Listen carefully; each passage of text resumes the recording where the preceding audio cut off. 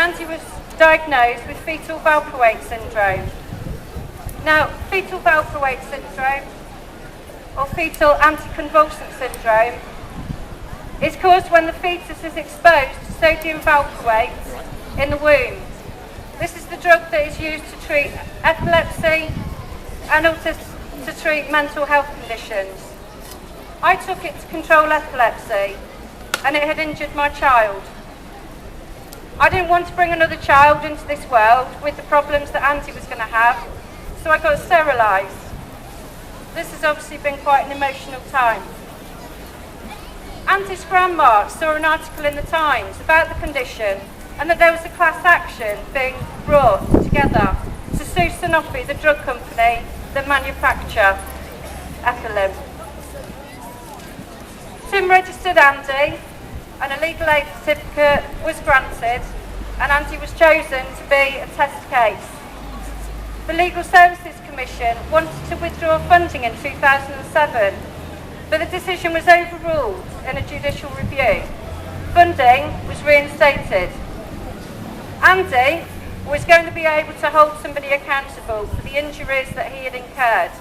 He was going to get justice, and that made me feel pleased that me and his dad were able to provide that for him, and that the country was going to be behind him pursuing a multinational pharmaceutical company for the damage that they had caused to my son through not advertising the safety data, not publicising the fact that these medications cause such dangers.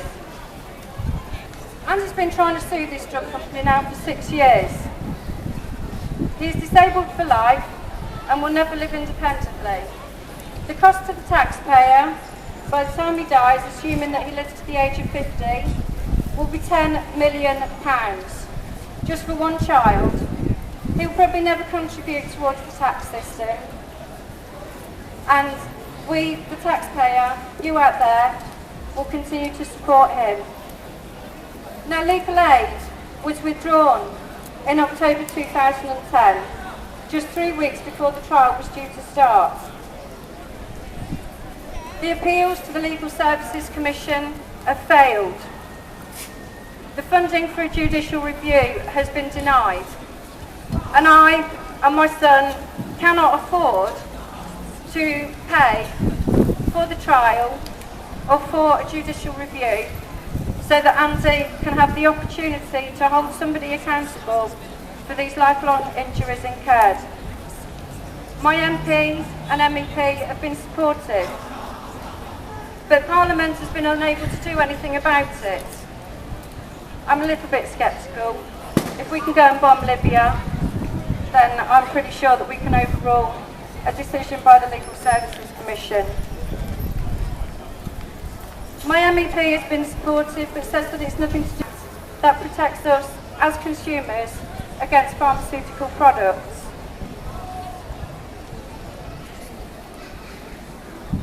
The Legal Services Commission have said in all of their appeals that it's not good use of taxpayer money. But if you as taxpayers are going to pay £10 million for my son, surely the gamble should be made to pay $750,000 for 100 of these children to go to court and to have their claim heard. These 100 children, if each of them cost £10 million, that's £1 billion that we as taxpayers are paying because of the errors made by a pharmaceutical company in not publicising the damaging effects of these medications. I'd like to say a huge thank you to Leicestershire Services, Social Services, University Hospitals Leicester, Primary Care Trust, Leicester Education Authority, the Red Cross, the Sikh Community Centre, Spark and Hoe Community Primary School, Avenue Primary School, Westgate Special School, the Early Years Preschool Teaching Team, physiotherapists, audiologists, speech therapists, consultants, geneticists. These are the people that I've had to deal with, to communicate with for the past 12 years, and that will continue. And I'd like to say thank you to all of you people who work for those organisations, for those public sector groups. It breaks my heart that some of these services are being cut. It breaks my heart that some of you people out there are going to be made redundant. And I would just like to say a huge thank you for your caring support and your professionalism and your dedication to your job. And you public sector people just do such a wonderful job. I'd like companies that produce products that harm us and result in cost to the taxpayer. I'd like them to be pressured to fulfil their corporate social responsibility.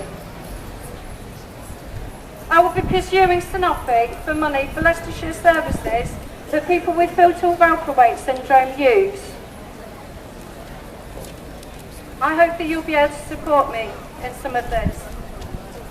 I'll be pushing for changes in the Consumer Protection Act so that the law in relation to defective pharmaceutical products cannot be interpreted in two radically different ways. If the law was tightened, Andy would be able to start the trial and he would get funding. And maybe Leicestershire would have a decent payout of £3-4 million for our services, to save our services here in Leicester. I'll be having to seek a power of attorney, independent of Sanofi, the drug company, but financed by them, in the event that there was no one in my absence to represent his best interests. What happens when I die? What happens if he gets into trouble and has nobody to represent him? What happens if he doesn't understand how to fill his benefit claims forms in? What happens if he gets abused? Will he know that he's being abused? What will happen to his housing? Will he be put into sort of supported housing and then that will be gradually cut? So I'd like to pursue Sanofi to be funding and financing these things. I have a suggestion that if the drug companies that produce these medications were to give our university hospitals and primary care trusts free drugs for 1 day a month for 30 months. That's the number of years this drug's been on the market. I think we'd get a bit of money back.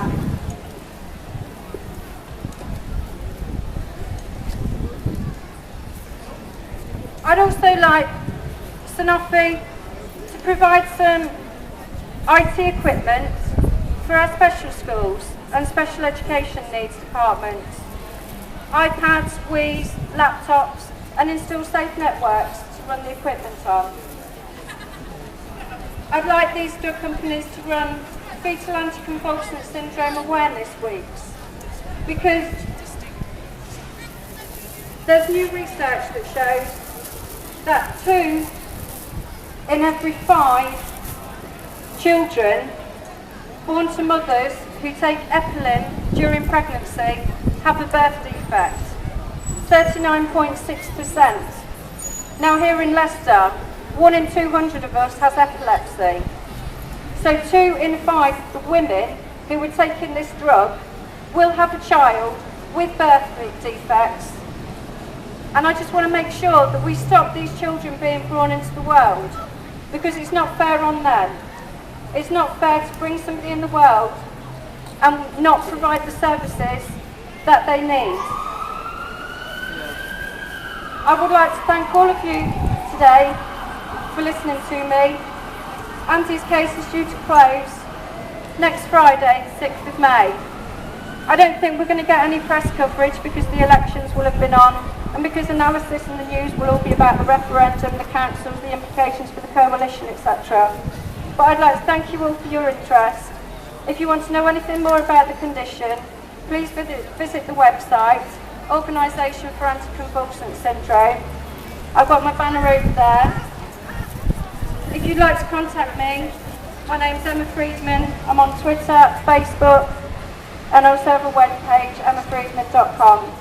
I'd like to thank you all again very much today, and have a wonderful day. Thank you.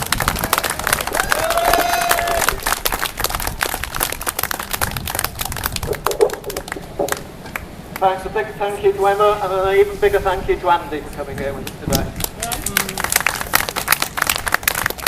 Our last speaker